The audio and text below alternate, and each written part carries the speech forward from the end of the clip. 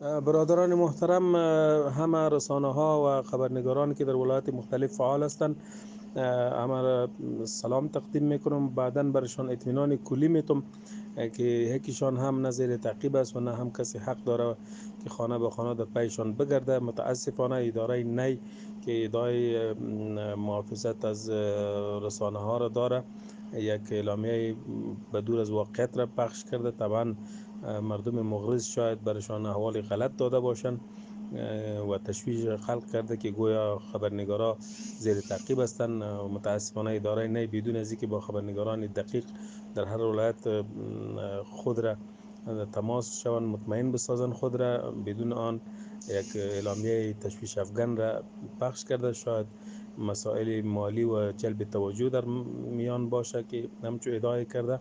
ولی من به نمایندگی از امارت اسلامی افغانستان به تمام رسانه ها اطمینان میتم، به تمام اهل رسانه ها و خبرنگاران که در هر ولایت باشند هیچ مشکل با آنها نیست.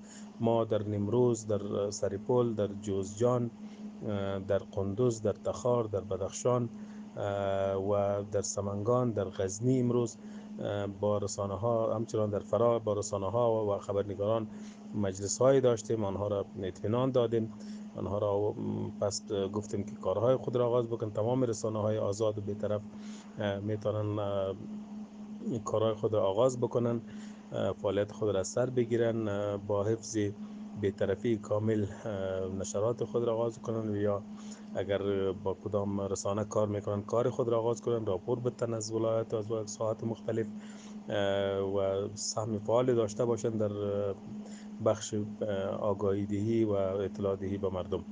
در این مورد اعلامیه نی که پخش شده ما را رد میکنیم. هیچ خبرنگارم تا به حال نه تهدید شده، نه گرفتار شده، نه برشان کدام تعقیبی وجود داره.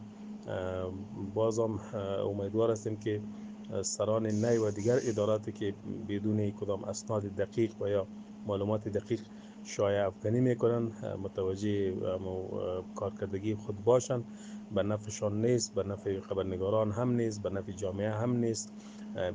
بدون از اینکه مردم ترسانده شوه و تشویش ایجاد شوه و پروپاگاندا یا شایعات بیجا پخش شوه، به درد بخور هیچ کس نیست. همچون شایعات باید با ما تماس بگیرن، اگر تشویش هم دارن از ما خود را مطمئن بسازن یا موارد را نشاندهی کنن. اگر کدام کس زیر تهدید باشه که ما پیگیری بکنیم، موضوع را جدی رسیدگی بکنیم برش.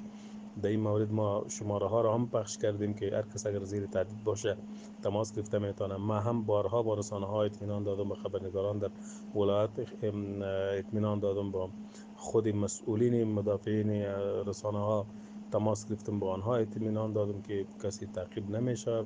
شما مطمئن باشید.